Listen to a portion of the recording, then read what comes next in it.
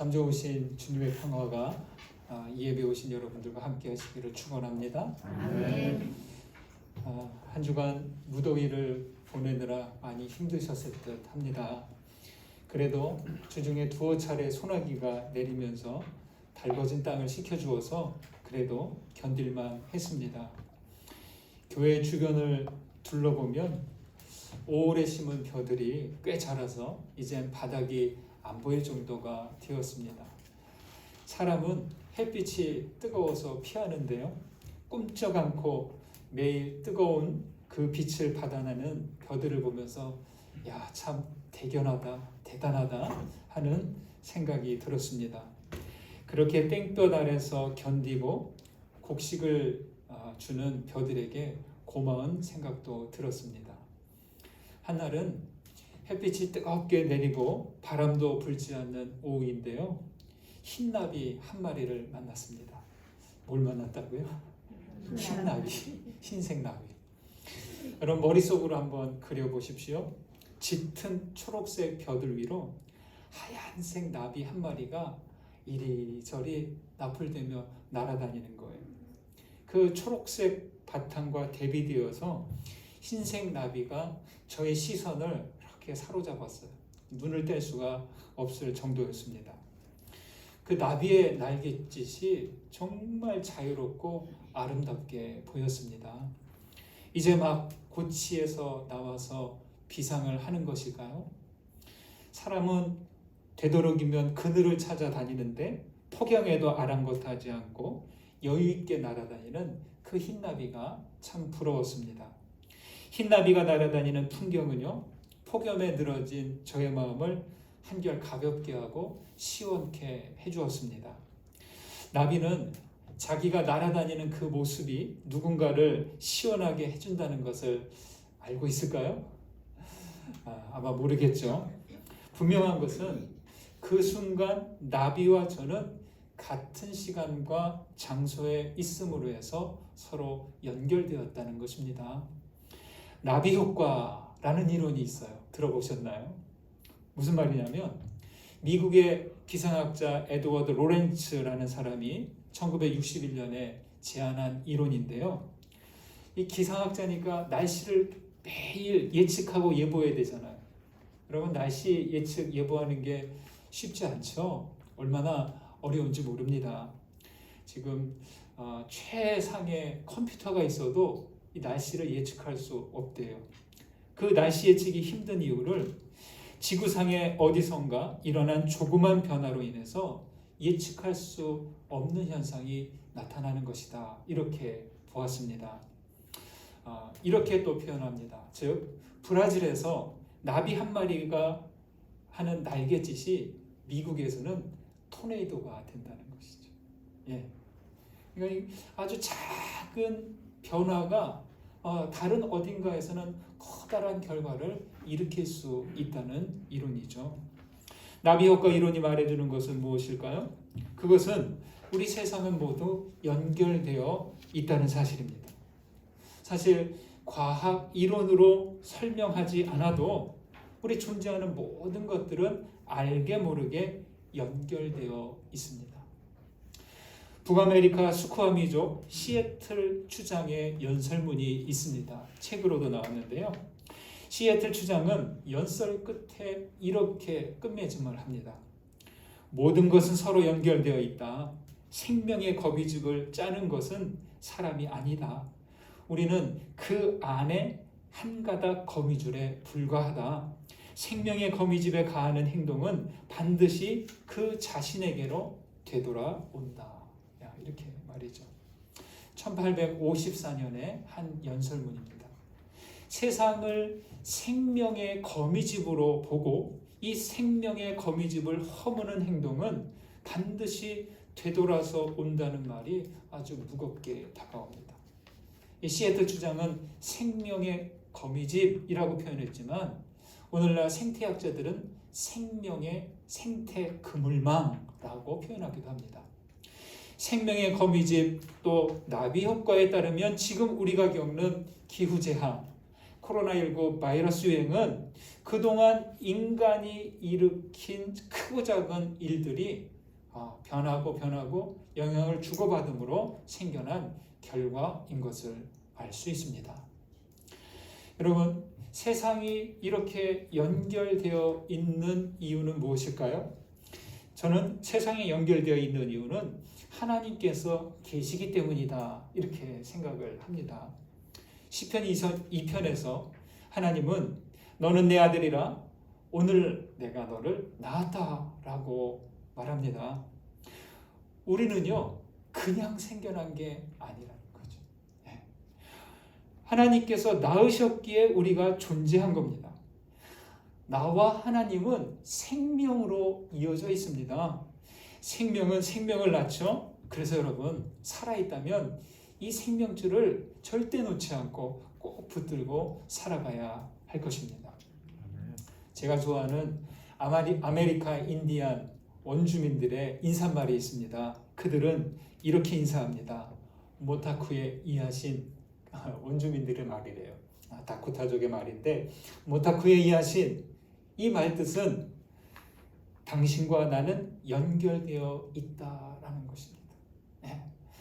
남남인 것 같지만 우리가 한 시공간에 혹은 먼저 태어나든 나중에 태어나든 상관없이 결국에는 우리 모두는 하나님 안에서 연결되어 있다라는 말입니다. 여러분, 우리는 모두 연결되어 있습니다. 생명줄로 이어져 있고 은혜의 줄로 연결되어 있습니다. 우리 모두 이 생명줄과 은혜의 줄을 꼭 붙들고 믿음으로 나아가시기를 주님의 이름으로 축원드립니다. 아멘. 우리 옆에 분에게 한번 인사해 보실까요? 당신과 나는 연결되어 있습니다. 당신과 나는 연결되어 있습니다.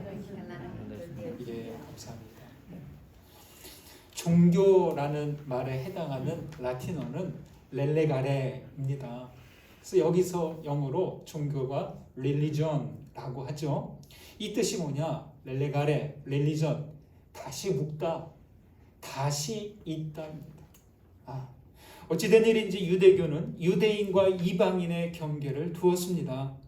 할례받은 자와 할례받지 않은 자의 구분을 두었고요.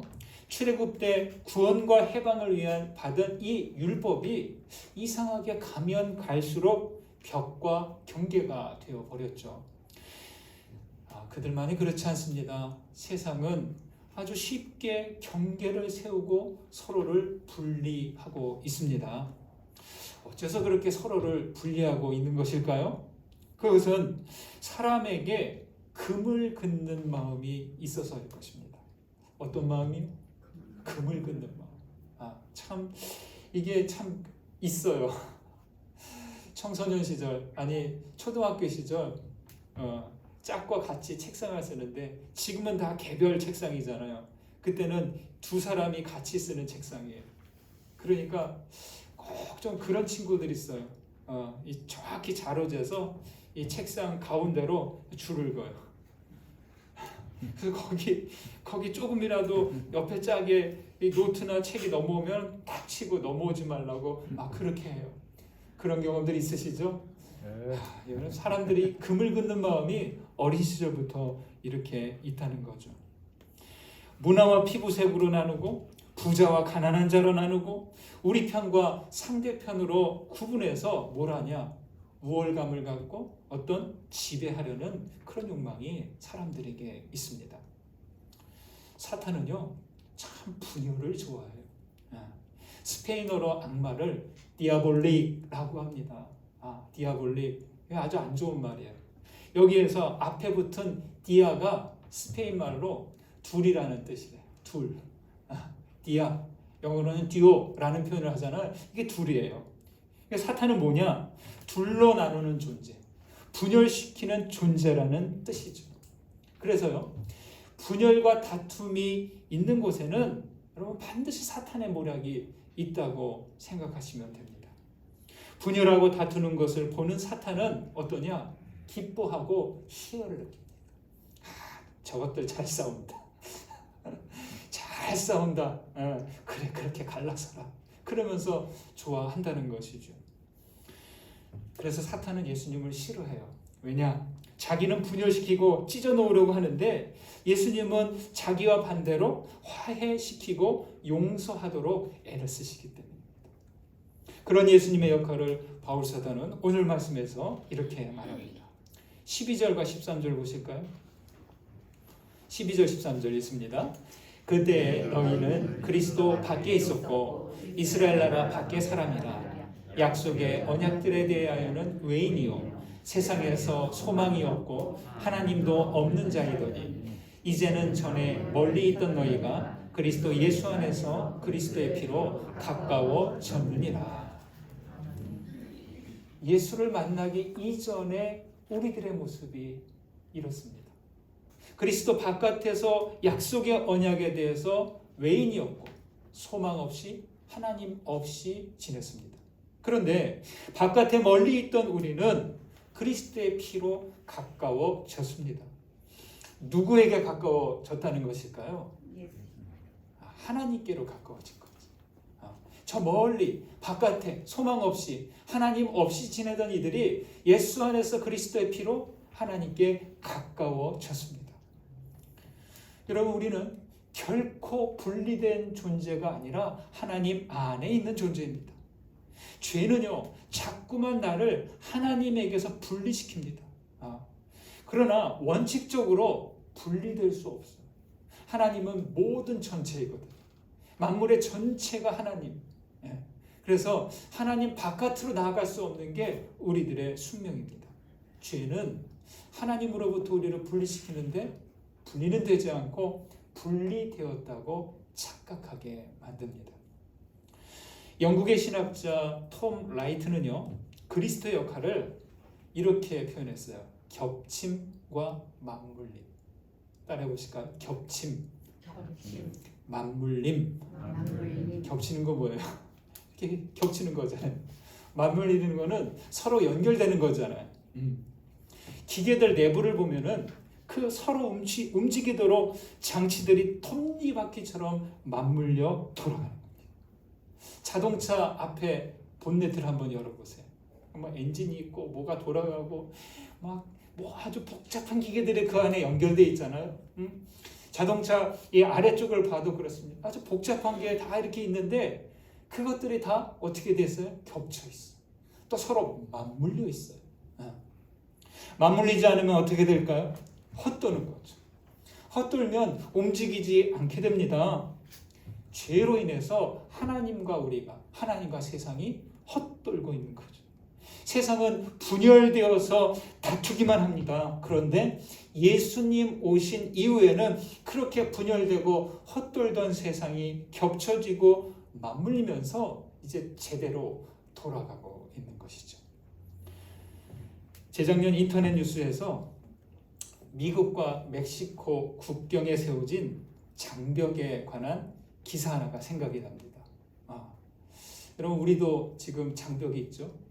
북한과 우리 사이 그 휴전선에 아주 이중 삼중 철책으로 장벽이 있습니다. 미국의 당시 트럼프 대통령은 공약대로 미국과 멕시코 국경에 평소보다 아주 높은 장벽을 세웠습니다. 막대한 예산을 동원해서 거기에 장벽을 세운 겁니다. 나름 타당한 사연은 있었지만 그것은 너무 과도한 결정이다, 이런 비판을 받았습니다. 장벽은 마치 교도소의 철창과 같은 모습이어서 거기에 선 사람들을 이렇게 보니까요, 마치 이렇게 교도소 안에 갇혀 있는 듯한 모습을 보여주었습니다. 그런데요, 어느 날 한 대학 건축과 교수가 그 장벽에다가 시소를 설치해 놓은 거예요. 여러분, 시소가 뭔지 아시죠? 어린이들 놀이터에 가면 양쪽에 앉아서 오르락내리락 타는 시소. 그 장벽이 이렇게 쐐기둥으로 되어 있는데 사람이 지나갈 수 없을 정도의 간격으로만 이렇게 장벽을 세워놓은 거예요, 높이. 그러니까 시소를 어떻게 설치했냐면 이 쐐기둥과 쐐기둥 사이에 설치해 놓은 거예요. 그 사진과 영상을 제가 한번 보았거든요. 그러니까 사람들이 와서 아이들이고 어른들이고 밝게 웃으면서 그 시소놀이를 하는 거예요. 시소를 타는 이쪽과 저쪽 사람들은 모르는 사람들인데도 시소를 타면서 아주 환한 미소를 짓고 참 시소놀이를 즐겁게 했습니다. 분리시키는 장벽에 놓였지만 그 시소는 막힌 담을 한 번에 사라지게 만드는 것이죠. 여러분, 예수님은 이 막힌 담에 있는 세상에 시소처럼 오셨습니다. 예수 그리스도의 피는 구원의 능력이 되었고 죄 용서와 정결하게 하는 능력이 되었습니다. 하나님과 우리가 교제하게 하셨고 우리가 서로 일치하도록 하셨습니다. 맞물리지 않아서 헛돌던 우리 삶이 예수 안에서 제대로 움직이게 되었습니다. 멀리 있던 우리가 예수 안에서 가까워지게 되었습니다. 우리 주위에는 사람을 나누고 가르는 빗금들이 투명 울타리처럼 쳐져 있습니다. 그래서 정학교의 김기성 목사님은 평화의 시작은 가르고 나누는 일로부터 벗어나는 것이다. 평화의 사람은 그래서 그 빗금을 제거하는 사람이다. 이렇게 말했습니다. 여러분, 참된 종교는요, 평화의 종교여야 합니다. 평화를 지향하지 않고 평화를 궁극목표로 삼지 않는다면 제가 장담합니다. 그 종교는 참된 종교가 될 수 없습니다. 하나님을 믿는다고 하면서 예수 이름으로 구원받았다고 하면서 평화를 최우선으로 여기지 않는 신앙은 위험한 신앙이 될 수 있습니다. 오늘 말씀 또 14절을 보실까요? 14절에 있습니다. 그는 우리의 화평이신지라 둘로 하나를 만드사 원수된 것 곧 중간에 막힌 담을 자기 육체로 허시고. 사람을 가르는 담은 소통을 가로막습니다. 어느 정도냐면 원수가 되게 합니다. 바울은 원수가 되어 막혀버린 담을 예수께서 허물어뜨리셨다 이렇게 말합니다. 그 원수된 것을 예수님은 십자가로 소멸시켜 버렸습니다. 여러분, 사람이 원수가 되면 그 사이에 있는 담을 허물 수 있을까요? 어떤가요? 원수 관계 되면 그 원수와 우리 사이 그 담이 허물어질까요? 원수된 것이 소멸합니까? 참 이게 웬만해선 안 됩니다. 예수께서는 친히 몸으로 허물고 소멸시키셨지만 아직 남아있는 담이 있어요. 그 뭐냐? 우리 마음속에 생긴 담이에요. 다른 사람들에게는 화해하면 좋겠다. 그래도 어떻게 용서해야지 라고 말하는데 정작 내가 관련되면 참 용납하거나 용서가 안 됩니다. 정말 어려운 일입니다. 여러분, 살다 보면 사람이 싫어질 때가 있죠. 나는 한 사람도 싫은 사람이 없다. 손가락 들어보세요. 그게 아닙니다. 불편해지고 싫은 사람이 생기면 불편해지고 가까이 하고 싶지 않습니다. 미워지고 증오심까지 일어납니다. 그런데 그 상태로 계속하면 높은 담이 생겨납니다. 그 담은 어디에 생기느냐? 자기 마음에 생겨요. 마음에 생긴 담을 그대로 두면 우리는 결코 평화할 수 없어요. 예수 그리스도께서 우리 안으로 들어올 수 없어요. 성령께서 우리 안에 갇혀버립니다. 여러분, 이럴 때는 어떻게 해야 하나요? 내 안에 생긴 불편하고 서운한 마음을 주님께 풀어놓으셔야 돼요. 그 미운 마음, 그 서운한 마음, 그것 그대로 두면 그것이 높은 담을 만들어서 우리를 힘들게 하기 때문이죠. 나의 눈으로 보면 더 싫어지고 더 미워집니다. 그럴 땐 나의 눈이 아닌 예수의 눈으로 그 담을 바라보아야 합니다. 예수님의 눈으로 보면 어떻게 될까요? 주님의 눈은 불쌍하게 보는 눈이고 연민의 눈입니다.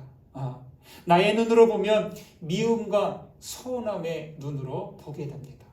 우리 안에 마음의 씨앗이 생기지 않고 증오의 악취가 나지 않도록 우리는 늘 주의해야 하는 것이죠. 막힌 담을 그대로 두면 누가 좋아할까요? 아까 말씀드렸죠? 사탄이 좋아합니다.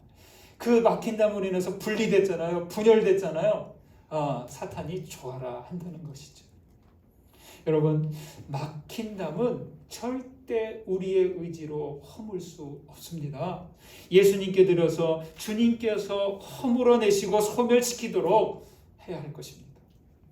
평화의 그리스도 없이 화평을 이룰 수 없습니다. 평화, 화평, 헬라어로 에이레네라고 하는데요. 이 에이레네는 어떤 의미가 있느냐? 분리시키는 모든 것을 폐기하는 겁니다. 다른 데는 다 없어져도 내 안에 있는 그 분리하는 요소들 그대로 두면 안 됩니다. 다른 데 말고 내 안에 있는 분리하는 모든 감정, 그런 마음들, 서운함들 내려놓을 수 있어야 됩니다. 저는 저희 집안에서 그 1호 그리스도입니다. 저희 가정에서 어머님보다 먼저 신앙생활을 시작했습니다. 그런데요, 사실 엄밀히 말하면 어머님이 저보다 먼저 시작했어요. 어머니께서는 먼저 교회에 다니셨지만 우리 예전 여성분들 그렇잖아요. 결혼 이후 신앙생활을 중단할 수밖에 없었어요. 왜냐하면 또 시집이 그렇고 또 남편이 믿음 생활을 안 하니까 주일에 교회 갈 수 없는 거예요. 신앙생활 중단하셨는데 아들이 어느 정도 크고 난 다음에 제가 교회가 나간 다음에 다시 다니기 시작했습니다.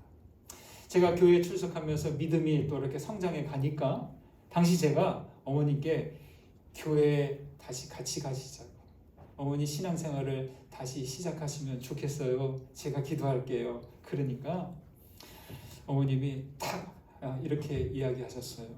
나는 미운 사람이 많아서 싫다. 저는 그 말이 무슨 뜻인지 잘 알고 있었습니다. 어머니께서도 상처가 많은 분이시거든요. 그러니까 이 안에 담이 너무 높이 있는 거예요. 그러니까 어머니 교회 가셔야죠. 아들이 이제 예수 믿어요. 같이 예배 드려요. 나는 미운 사람이 많아서 싫다. 참 제가 그 어머님의 짧은 그 답이 아직까지도 제 마음에 기억에 남아 있습니다. 여러분, 교회 나가면 미워하는 사람들을 용서해야 한다는 것을 어머님은 잘 알고 계셨다는 것이죠. 사람 마음과 의지로 용서와 용납이 될까요? 참 어렵습니다. 그러나 예수 사랑과 예수 은혜로 채워지면 그 막힌 담이 허물어져요. 비가 많이 와서 강물이 이렇게 흘러가다가 점점 수위가 올라가잖아요. 그러다가 뚝에 넘치면 어떻게 돼요? 그 뚝이 터지면서 범람이 되잖아요. 우리도 그래야 돼. 우리를 가로막고 있는 모든 분리시키는 장벽들, 담들, 우리의 힘으로는 안 돼요. 그러나 우리 안에 하나님의 사랑과 은혜, 예수 그리스도의 은혜와 사랑이 다 차오르게 되면, 때가 되면 허물어지리라 믿습니다. 저희 어머님은 어떻게 되셨을까요? 어머니는 오래가지 않아서 신앙을 다시 회복하셨습니다. 사랑하는 여러분, 여러분에게 막힌 담이 있습니까? 그리스도의 사랑과 은혜로 그 모든 담을 허물어 버리시기를 주의 이름으로 축원드립니다. 16절 말씀을 보실까요? 같이 읽습니다. 또 십자가로 이 둘을 한 몸으로 하나님과 화목하게 하려 하심이라. 원수된 것을 십자가로 소멸하시고. 여러분, 십자가 하면 십자가에는 죄사함과 구원의 뜻만 있지 않습니다. 죄사함과 구원보다 더 큰 의미가 있습니다. 뭐냐? 십자가는 바로 평화의 상징입니다. 구원의 개념보다 평화의 상징이 더 크고 넓습니다. 그래서 십자가로 둘을 한 몸이 된다고 합니다. 문법적으로는 한과 몸을 띄었어야 돼요. 문법적으로는 하나와 몸, 띄었어야 되는데 저는 더 붙여 쓰는 게 좀 마음에 좋습니다. 왜냐하면 하나가 되었으니까.